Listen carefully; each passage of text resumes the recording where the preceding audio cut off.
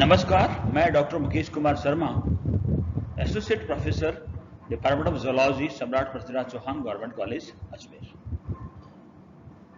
हम crustacean larva की economic importance के बारे में पढ़ रहे हैं। पिछली क्लास में हमने जो आर्थ्रोपोड्स क्या होते हैं, आर्थ्रोपोड्स के क्या कैरेक्टर्स होते हैं एवं आर्थ्रोपोड्स का क्या क्लासिफिकेशन होता है उसके बारे में हम डिस्कस किया था। हमने ये भी देखा था कि क्रस्टेशियंस में कौन कौन से एनिमल इन्वॉल्व होते हैं, उसके बारे में हमने डिस्कस किया था। आज हम लोग क्रस्टेशियंस क्या होते हैं एवं क्रस्टेशियंस की डिफरेंट लार्वल फॉर्म्स क्या होती है उसके बारे में हम लोग डिस्कस करेंगे। तो सबसे पहली बात, क्रस्टेशियंस होते क्या हैं? What are crustaceans?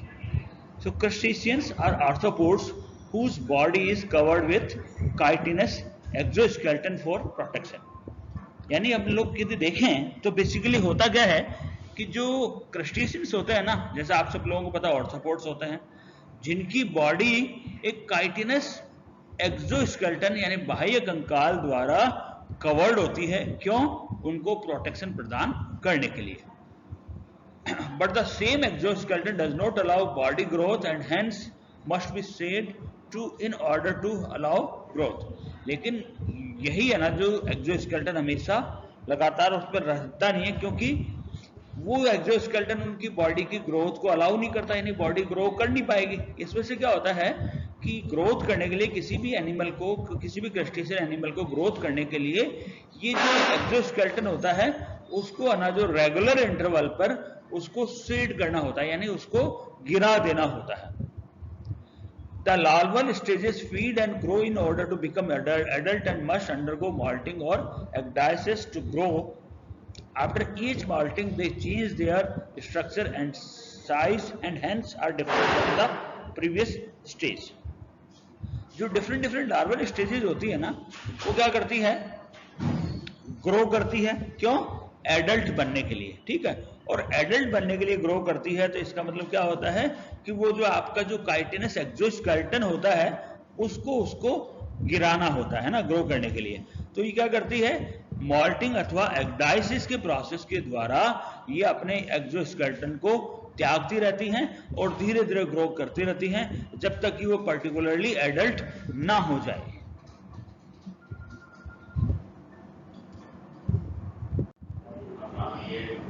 तो ये जो क्रस्टेशियंस हैं ये क्यूवियर तथा लामार्क द्वारा क्रिएटेड किए गए, ठीक है। और क्रस्टेशिया जो होते हैं वो डायरेक्ट तथा इनडायरेक्ट डेवलपमेंट द्वारा है ना, जो अपना ग्रोथ करते हैं, अपना है ना जो विभेदन करते हैं अपना, ठीक है। The offspring that hatching from eggs resembles to their parents in general structure, such development is called direct और epimorphic development. When newly hatched young one is different from their adult, it requires adulthood after number of changes, such development called indirect or metamorphic development।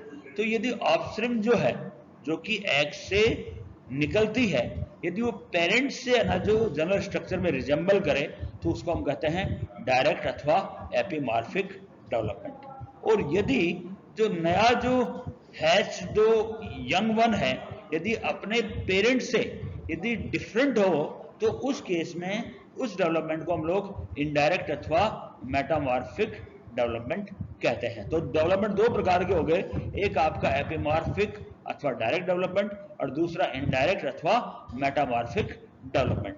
तो इस प्रकार से जो crustaceans होते हैं वो direct तथा इनडायरेक्ट डेवलपमेंट द्वारा ग्रोथ अपनी करते हैं, ठीक है। तो हमने देखा कि क्रस्टेशियन जो एनिमल होते हैं उनमें एक महत्वपूर्ण इंपॉर्टेंट कैरेक्टर होता है काइटिनस एक्सोस्केलेटन, और ये एक्सोस्केलेटन को वो रेगुलरली शेड करते रहते हैं। क्यों? क्योंकि है ना जो उनको ग्रोथ करनी होती है एडल्ट बनने के लिए, और ये जो प्रोसेस होता है उसको हम लोग कहते हैं मॉल्टिंग अथवा एक्डाइसिस, है ना। और जो ये क्रस्टेशियंस होते हैं उनमें दो प्रकार का डेवलपमेंट होता है, एक डायरेक्ट अथवा एपिमॉर्फिक डेवलपमेंट और दूसरा इनडायरेक्ट अथवा मेटामॉर्फिक डेवलपमेंट। ये डिफरेंट एग्जांपल है क्रस्टेशियंस के। श्रिम्प होता है, क्रैब होता है, लॉबस्टर्स होता है अथवा बार्निकल्स होता है। ये डिफरेंट डिफरेंट क्रस्टेशियंस के डिफरेंट डिफरेंट एग्जाम्पल्स होते हैं। अब हम ले रहे हैं different larval forms of crustacea, यानी क्रस्टेशिया के अंदर कौन कौन सी लार्वल फॉर्म्स पाई जाती है और उनकी क्या स्ट्रक्चर होती है और उनके क्या कैरेक्टरिस्टिक होते हैं, उसके बारे में हम लोग अभी बात करते हैं। तो सबसे पहला जो लार्वा है वो आपका है नॉप्लियस लार्वा। जो नॉप्लियस लार्वा होता है उसकी डिस्कवरी मूलर ने 18th सेंचुरी में की थी। और ये जो नॉप्लियस लार्वा होता है ये पहला फंडामेंटल लार्वा होता है सभी क्रस्टेशियंस के डेवलपमेंट में। यानी ये जो पहला जो नॉप्लियस लार्वा होता है ये फर्स्ट फंडामेंटल लार्वा होता है।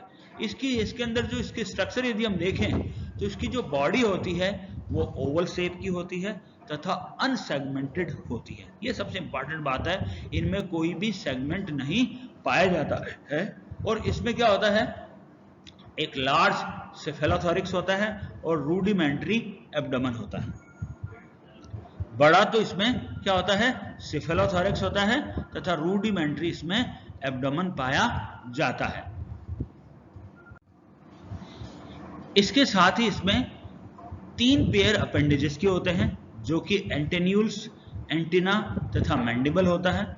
और लास्ट के जो 2 पेयर्स होते हैं वो बाइरेमस होते हैं, यानी क्या होता है उनमें 2 भुजाएं होती है जो कि स्विमिंग के काम में आती है। तो इनमें 3 पेयर जो अपेंडेजेस है वो क्या है, आपके एंटेन्यूल्स हो गया, एंटीना हो गया और लास्ट का आपका मैंडिबल हो गया जो कि बाइरेमस होता है। ठीक है, 2 जो इनमें क्या हो रहे हैं, दोनों जो है उनमें बाइरेमस हो रहे हैं। ये दोनों पेयर जो है देखो, ये बाइरेमस, ये बाइरेमस। ठीक है, यानी दोनों भुजाएं उसमें होती है जो कि स्विमिंग के काम में आती है। इसमें एक सिंगल मीडियन आई होती है, ये देखिए आप, सिंगल एक मीडियन आई है। It has a well developed digestive system for feeding on planktons, posterior end has caudal fork. इसमें क्या हो रहा है कि एक वेल डेवलप्ड डाइजेस्टिव सिस्टम होता है जो कि जो प्लैंक्टॉन्स पे फीडिंग के लिए काम में आता है, जिसमें कि पोस्टीरियर एंड पे इसके कॉर्डल फॉक पाई जाती है। ये जो नॉप्लियस लार्वा होता है ये ग्रो करके और अलग अलग बहुत सारी जो सेवरल जो मॉल्टिंग स्टेप्स के द्वारा ये ग्रो करके और पहला जो उसके बाद में जो डेवलप हो जाता है पहला, उसके बाद में नॉप्लियस लार्वा जो फर्स्ट जो लार्वा होता है वो नेक्स्ट लार्वल स्टेजेस जिसको कहते हैं मेटानॉप्लियस, उसमें डेवलप ये होता है। तो यदि हम इसको समराइजली देखें तो क्या हो रहा है, बेसिकली ये जो नॉप्लियस लार्वा है ये क्या है, बेसिकली ओवल शेप होता है, अनसेगमेंटेड होता है, जिसमें कि एक बड़ा सेफेलोथोरैक्स होता है और एक रूडिमेंट्री एब्डोमेन होता है। ठीक है, दूसरी बात, इसमें 3 पेयर अपेंडेजेस होते हैं। ठीक है, लास्ट के जो 2 पेयर्स होते हैं वो बाइरेमस होते हैं तथा स्विमिंग के काम में आते हैं। इसमें एक सिंगल मीडियन आई होता है जिसमें, और साथ ही साथ इसमें वेल डेवलप्ड जो डाइजेस्टिव सिस्टम होता है। ठीक है, और लास्ट में लास्ट वाली बात, ये जो नॉप्लियस लार्वा होता है ये ग्रो करके और बहुत सारे जो मॉल्ट्स करके और फाइनली डेवलप हो जाता है किसमें, अगली लार्वल स्टेजेस में डेवलप हो जाता है जिसको हम कहते हैं मेटानॉप्लियस लार्वा। ये आप देखिए कि ये आपका इसका फिगर है नॉप्लियस लार्वा का। ये ओरिजिनल नॉप्लियस लार्वा है जो कि स्टेन्ड है और ये आपको इसमें आसानी से दिखाई दे रहा है। ये देखिए आप, लास्ट वाली जो है बाइरेमस है। ठीक है, और ये आपका जो डिफरेंट अपेंडेजेस है ये मीडियन आई है।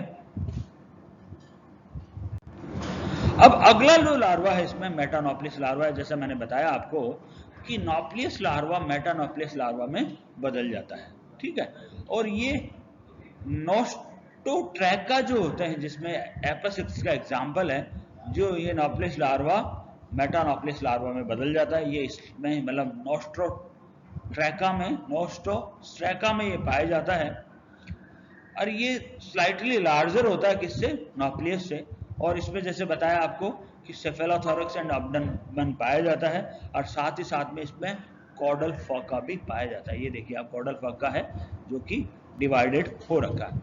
इसमें सिंगल मीडियन आई पाई जाती है और एंटेन्यूल है जो एक यूनिरेमस पाया जाता है तथा साथ में संवेदी होता है। और एंटीना जो होता है उसका लार्स अथवा बायरेमस होता है और उसका जो फंक्शन होता है वो लोकोमोटरी होता है। मैंडिबल जो है इसमें वो साइज में रिड्यूस होता है और फूड को स्वीप करने के काम में आता है। तो जो आपका एंटीन्यूल्स है वो यूनिरेमस है और सेंसरी है, लेकिन एंटीना जो है वो बड़ा है तथा बायरेमस है और उसका लोकोमोट्रिस का काम है। और मैंडिबल्स के बारे में मैंने बता दिया आपको कि उसका काम क्या होता है, फूड को च्यू करने के काम में आता है।